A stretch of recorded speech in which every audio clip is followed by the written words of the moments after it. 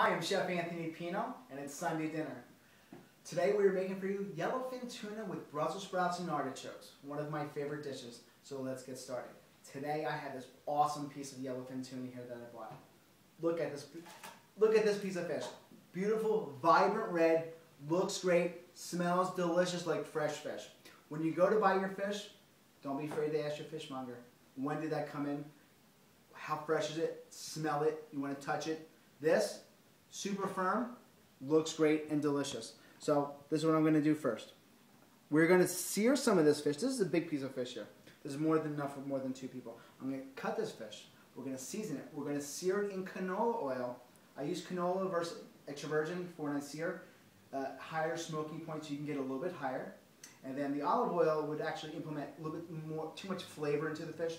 I want to taste the fish. I want to taste the salt and pepper. And then our ragu, we're going to finish it with a little bit of butter and extra virgin olive oil for the flavor.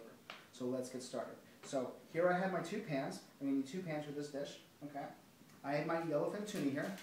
I'm going to cut what I need. Okay. Nice piece of fish. Put away what I don't need. So we have this piece of fish here. Okay.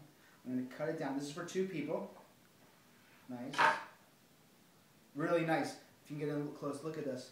Nice fat lines, nice and beautiful, super red and vibrant. I'm going to season with salt and pepper on both sides. White pepper inside here in the pepper mill. A little bit more salt. Sea salt I'm using. Love it. Okay. Now here in my pan, I'm going to put the canola oil first, just down a little bit. The pan is hot enough, so I'm going to put both my pieces of fish in there. I don't want to cook my fish well done. Personally, I like to eat it rare. Okay? So, let me show you how that's done. It's a little smoky in the house, but it's okay. We're going to turn that down. Now that it's down, I can actually turn down the temperature a little bit and let that start to cook. What we're going to do is now we're going to start on our ragu. When doing this ragu, we're going to start with our pancetta and onions. But let me talk to you a little bit about this dish that we're making here. Growing up, me and my family, we would always go to North Wildwood in the Jersey Shore and just live it up. My dad would take us out, just not all the time, but once or 2 times in the season, and we'd go deep sea fishing for yellowfin tuna. We'd always come back with at least something, and my mom, my dad, my grandparents, everyone's waiting there to see what we brought back. And when we would come back with this great piece of yellowfin tuna. Now, my grandfather sold produce in the Italian market in South Philly. Frank Pino, love you, brother.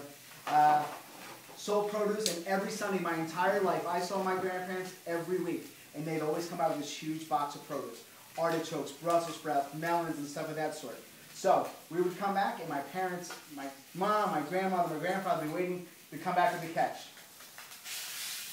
We'd come back with a lot of seafood, waiting for the BS to start.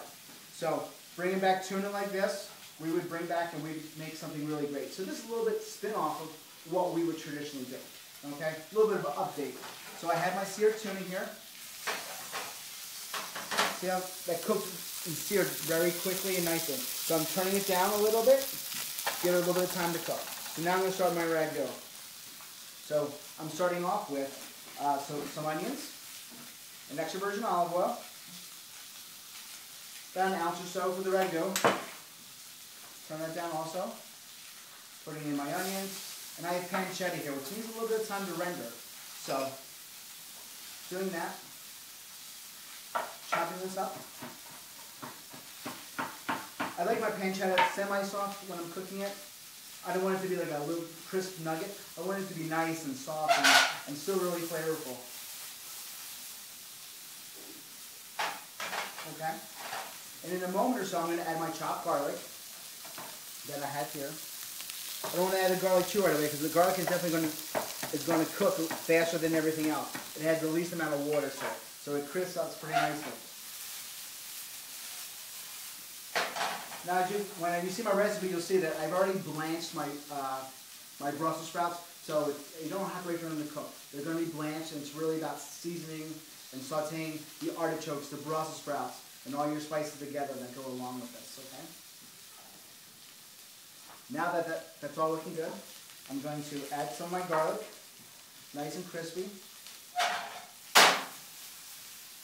I can see that my pancetta is starting to render. So from here, I'm going to add some Brussels sprouts that I've talked about that are already blanched. Okay? And then we're going to add our artichokes, parts that I've quartered. I just love that smell, like, and that essence of like smoked cured meat along with Brussels sprouts and onions and all that fun stuff. Salt and pepper this also. I'm going to actually add a little more olive oil because we can see that it needs a little bit more love. Now all these ingredients are really all starting to come together.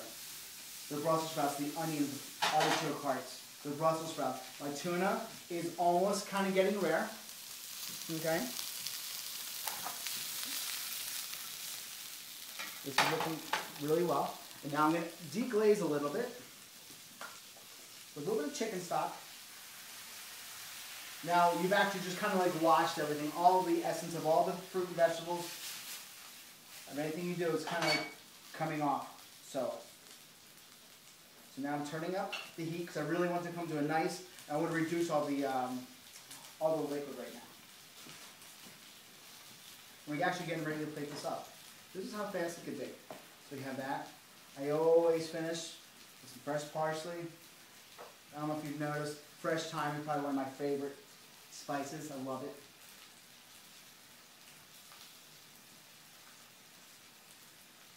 Just a little bit. Now something that my grandmother always did was a little lemon zest when we had fish. So some fresh lemon zest, julienne, the rind, just a little bit. It's going to bring out the vibrancy that you're really looking for when you have a fish. I'm going to add about 2 ounces of butter to this dish. And that's what's really going to kind of pull all the ragu together.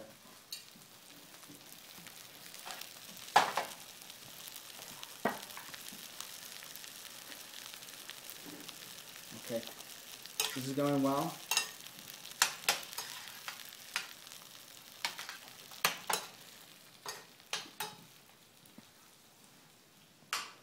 Yeah, my grandfather sold produce in South Philly for the longest time, and a real pioneer back in the day. Big influence in my life about cooking and stuff like that. He saw Philadelphia grow. So along with that, gave me a real inspiration to make great food and keep my family tradition going. Now this is looking absolutely fabulous. So we start sprinting some of this out onto here, the vegetables, the prosciutto, the artichokes, the fresh thyme, the lemon zest. I mean, this is something that some people have never even experienced, but for myself, this is one of my favorites. And it's a family favorite of ours also. A little ragu,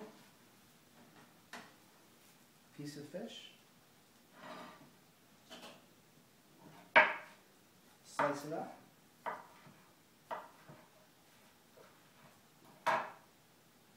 Just like this.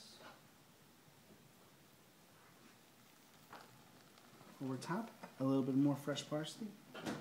I'll take some more of the ragu juice. Right over top, a drizzle of olive oil. Now let's taste. Let's see what this tastes like. I'm sure it's going to be awesome. Tuna. So good. So good. You find this recipe at anthonydavis.com. Enjoy it and have a great week.